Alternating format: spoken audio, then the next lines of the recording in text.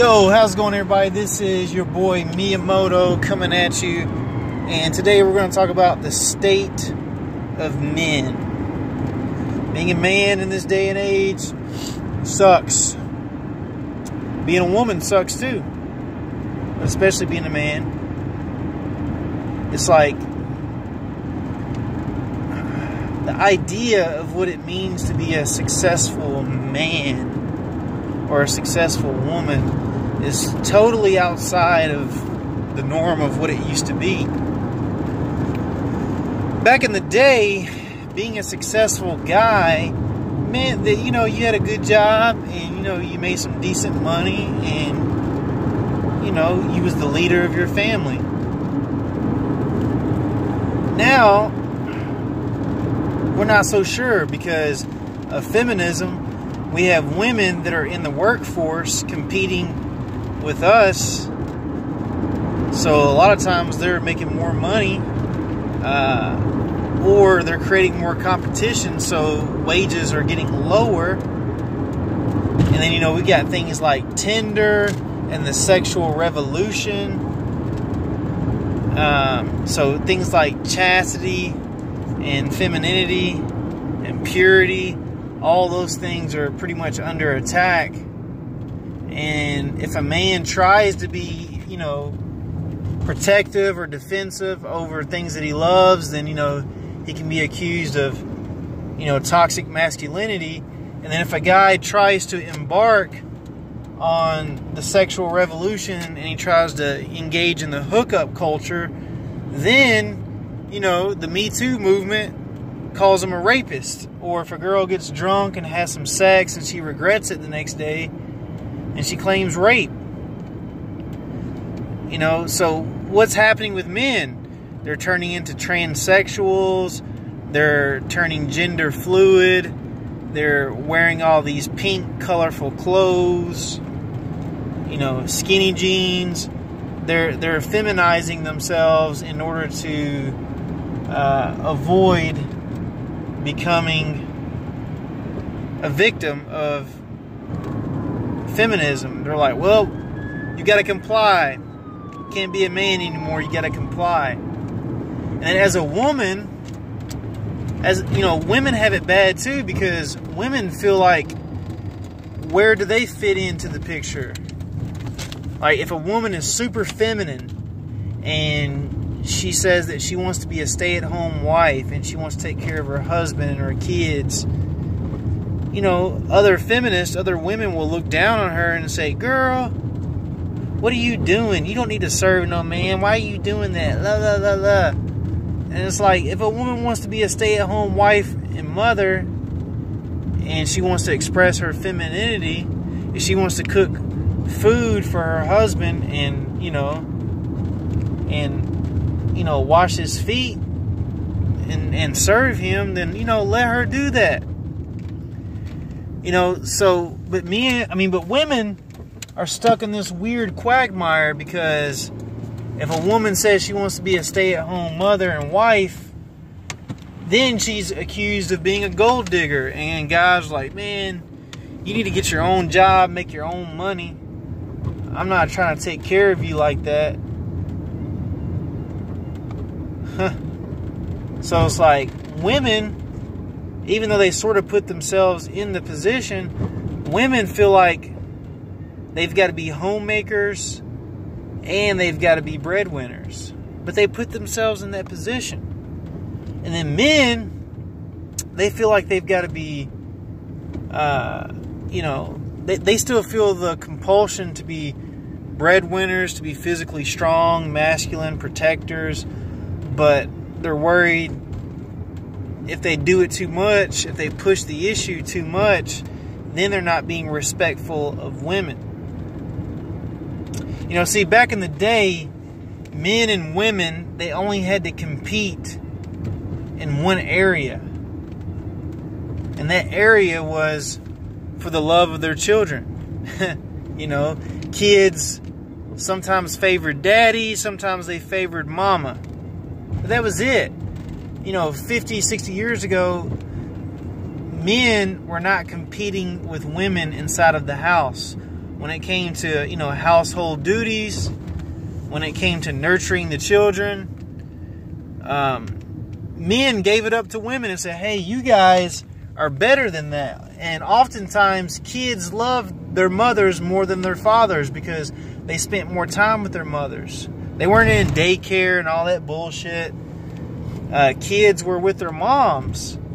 And men admitted it, that, hey, women are better nurturers. You know, women take care of the house. And because women were good at doing domestic duties, men could focus more on their job. They could come home and take their coat off, and they knew that everything in the house was going to be taken care of. They didn't have to, you know, cook and clean and run the kids around here and there. You know, the man knew that all that stuff would be taken care of, so this freed him up to focus on his job and his education and all these things. So men and women were not in competition with each other. They recognized each other's strengths, and they complemented one another. But now you have women who are trying to compete with men. You know, they want to get into the military. They want to get into certain male-dominated sports and male-dominated professions. And as a result, what's happening is that men are trying to compete with femininity. You see more stay-at-home dads.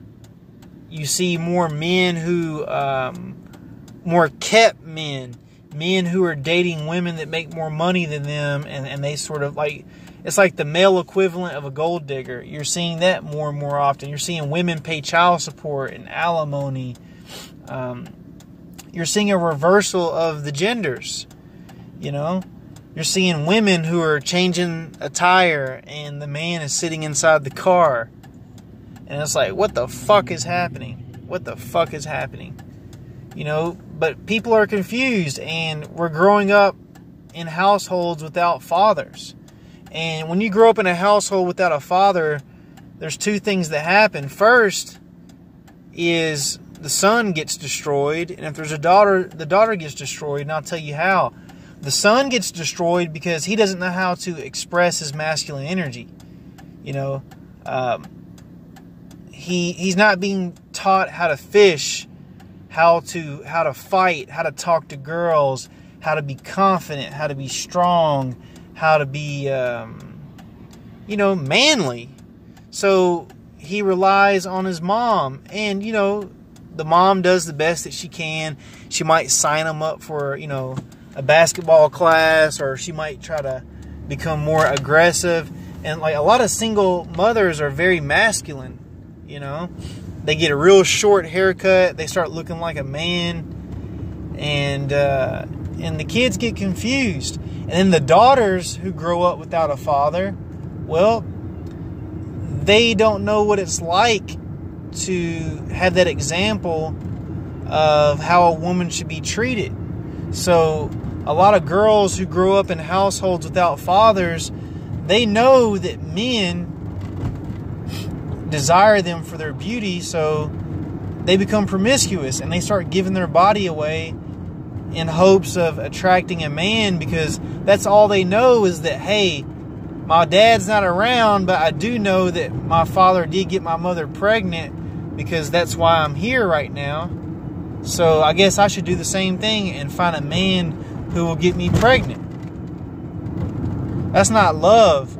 That's lust, and that's luck.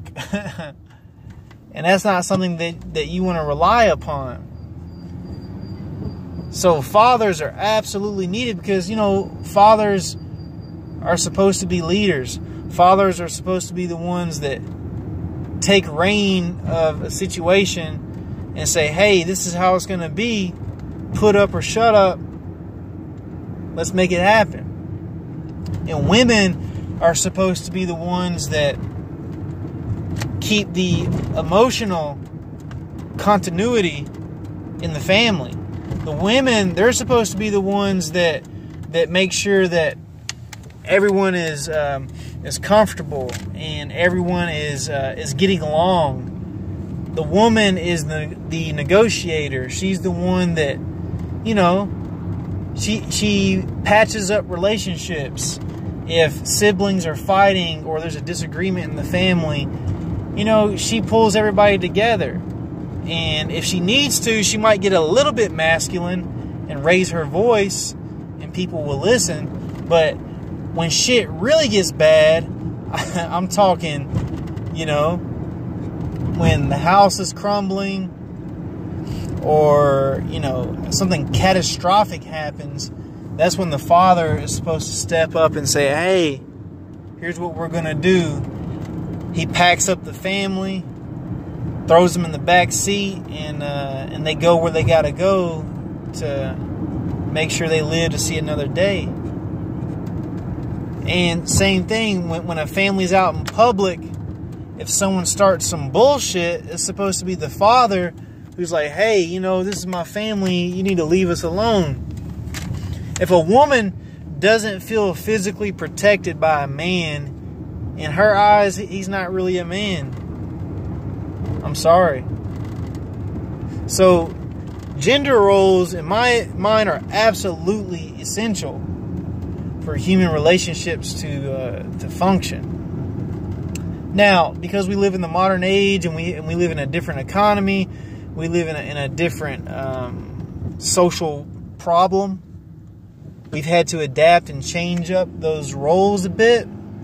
And, you know, I'm a little bit fluid on gender roles, you know, like, yeah, in this day and age, oftentimes men and women are both working. So, yeah, dad needs to step up, wash some dishes, change some diapers, you know, help out.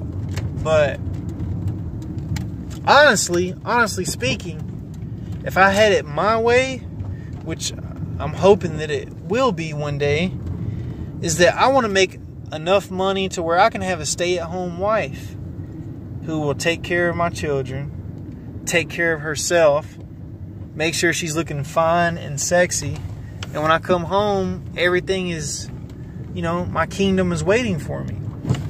That's the way it's supposed to be. A man is supposed to work his ass off, bring home the paycheck, make sure everybody's got a place to stay, and when he comes home, he's supposed to come home to paradise, getting his feet rubbed and having, you know, a warm meal waiting on him. He doesn't have to wash any dishes. All of his clothes are ironed and washed and folded, and everything is taken care of. And he's out there providing. He's out there working, making things happen. But now, if you're not in that situation, and you got two people working, then you got a kid that's going to daycare, and you got all these other dynamics that ruin that sort of situation. And, you know, if that happens, then cool. You know, you got to adapt and you got to do what you got to do. But if you can, I think you should try to maintain that male-female traditional structure the best you possibly can. So, that's my rant.